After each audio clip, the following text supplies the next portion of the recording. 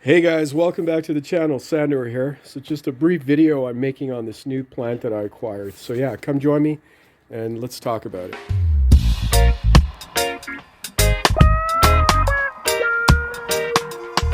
Yeah, so before we get started on this new plant that I got, I just wanted to say we've been getting some really mild weather here in southern Ontario. Laura, my town more specifically. It's kind of overcast now, the light drizzle, but the temperatures have been about 10 to 15 degrees Celsius above normal. And like I usually do, I'm just going to check the temperature quickly here. We were up to 11 Celsius. It's just about 10 degrees Celsius now, so it's a little over 50 degrees Fahrenheit.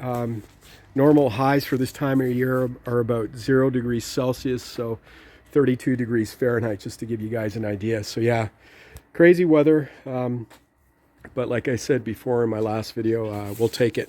I'm sure some colder weather is coming. I think they're forecasting some for mid-January. So, but anyways, this video is more about this new plant. So what you got here is called a Yucca Gigantea. So I have a few of these in my garden. I picked this up on Marketplace yesterday, and it's a pretty good deal. I got it for 60 bucks. It's a fair price. I didn't really need it, but it's hard to give up a good deal. And these are probably one of the favorite plants that I've always enjoyed growing, and they always look good, and they're really easy to maintain. So, like I said before, this plant is called Yucca Gigantea. So just a little bit about this plant. Its native habitat is Central America, so Nicaragua, Costa Rica, I think even eastern parts of Mexico, Honduras. You'll find this growing natively. Really great form of yucca, just because of the way they tend to grow. They usually have a really large base. I think this was previously called a Yucca elephantines. I think the reason for that is because when they get larger, the bottom trunks usually look like an elephant's foot, but it had been changed to Yucca Gigantea. So they can grow quite tall. I've seen them down in eastern Mexico years ago, probably up into the 15, 20 foot area. I'm sure some do get a little bit larger. And when it comes to care for these, they're really quite easy to care for.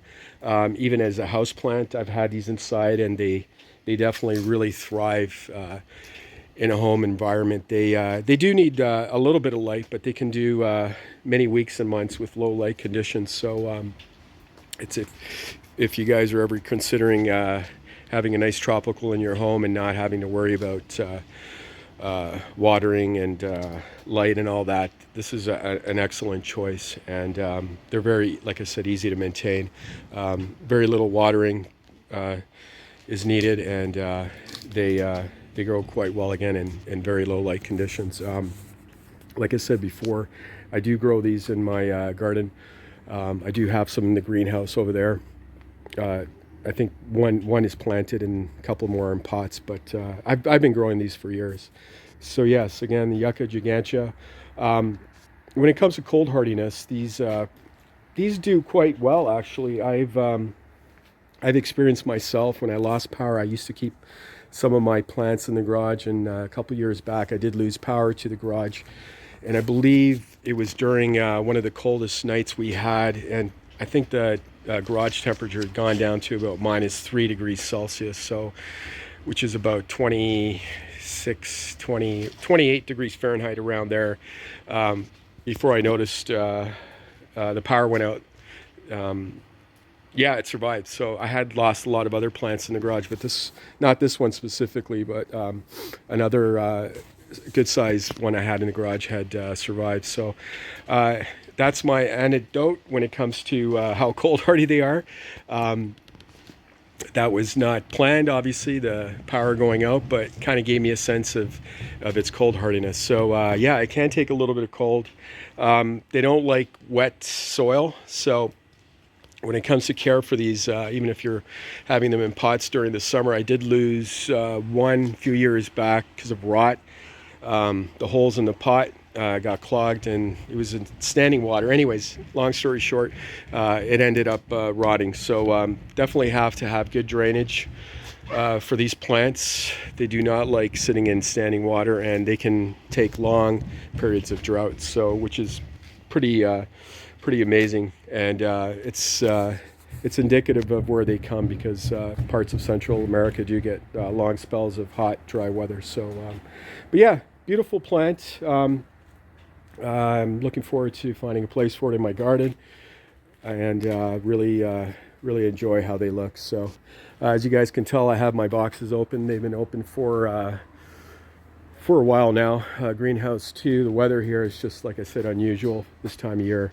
Strong El Nino pushing a lot of moisture and mild air into parts of Americas here, including southern Ontario. So like I said before, we'll definitely take it. And we're supposed to get a cool down a bit. Still above average for next week. And I believe, like I said before, sometime in mid-January, we're supposed to get some colder, more seasonal-like weather coming in. So, but for now, we'll take it. Anyways, like I said, just a brief video on the Yucca Gigantea. If you guys don't have one, look for one. If you're interested in getting a nice tropical that's easy to maintain. Great plants, and they really look good. So, again, thanks for watching, guys. Appreciate it. I hope your Christmas went well. And like always, if you like this kind of stuff, these type of videos, please consider subscribing and liking this video. So we'll talk soon, guys. Cheers.